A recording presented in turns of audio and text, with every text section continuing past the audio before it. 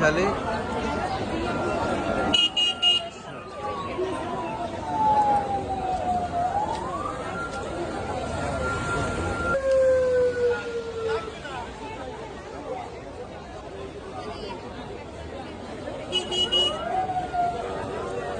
তুই সামনে দাঁড়া, তুই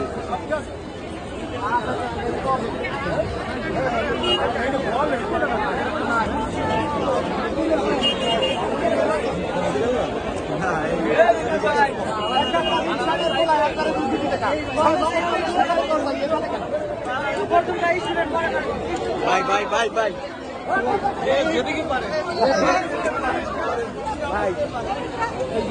আন্দোলন আন্দোলন ভাই দুটো ফুটে স্টার লাও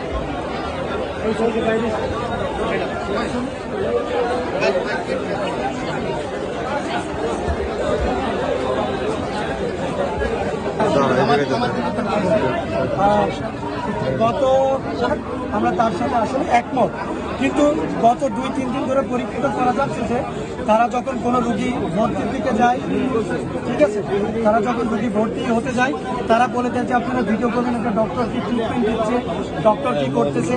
even heart failure patient, chronic kidney ডিজিজের পেশেন্টগুলোকে যখন মারা যাচ্ছে তারা 10 জনের একটা টিম, যে মহিলা কলিগ থাকলে বা যে ডাক্তার থাকুক তাকে তারা হেনস্থা করতেছে।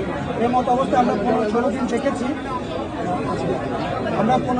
দেখেছি, বাট গত 2-3 দিন 7-8টা ইউনিটে তারা মহিলা ডাক্তারদেরকে হেনস্থা করেছে, পুরুষ ডাক্তারদের হেনস্থা করছে। আমরা আমাদের নিরাপত্তায় ভুগছি। এর মতো অবস্থায় আমরা আসলে আমাদের ট্রিটমেন্ট সেবাও চালিয়ে দিতে পারছি না। রোগীদের যেমন জীবন আছে, একটা ডক্টরের একটা জীবন আছে, তার মহিলা একটা ফ্যামিলি আছে, এই মমত্রিশের মধ্যে তো আমরা আসলে পারি না ট্রিটমেন্ট দিতে। আজকে কি কোনো শিক্ষার্থীকে কি মারধর করা হয়েছে কিনা, বা মারধর করলে তারা করেছে? আচ্ছা, আজকে বলতে আজকে সকাল থেকে আমরা এই ভয়ে সকাল থেকে আমরা ডিউটিতে জয়েন করতে পারিনি। গতকালকে paediatric surgery unit 3, medicine unit 1, এরকম আরও 5-6টা ইউনিটে যখন রোগী মারা গেছে, একজন ফিমেল ডাক্তার ছিল, তার উপর 20 জন যে কেন মারা গেল, হার্ট ফেলিওরের পেশেন্ট, বিভিন্ন ধরনের কোশ্চেন এবং তার উপর অনেকটা গায়ে হাত তোলার মতো অবস্থা। এই কারণে আমরা সকাল থেকে এই পর্যন্ত কর্মবিরতিতে আছি। আমরা অবশ্যই ভবিষ্যৎ দেখতে চাই, সমস্যারও আমরা চাই, কিন্তু আমাদের কর্মস্থলে নিরাপত্তা করতে চাই।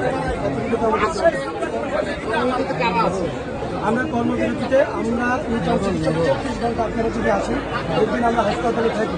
যখনই গতকাল একটা ঘটনা, তার আগের দিন 5-7টা ঘটনা ঘটেছে, আমরা সকাল থেকে কর্মবিরতি যেতে চেয়েছি।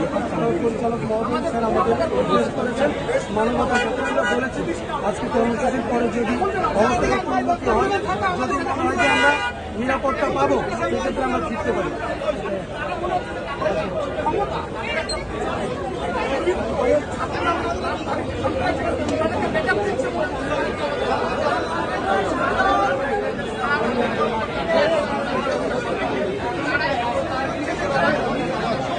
নামের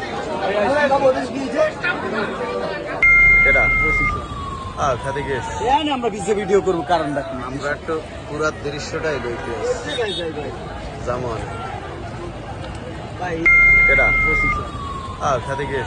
আমরা ভিডিও করবো, কারণ আমরা একটু পুরা দৃশ্যটাই লইতে যেমন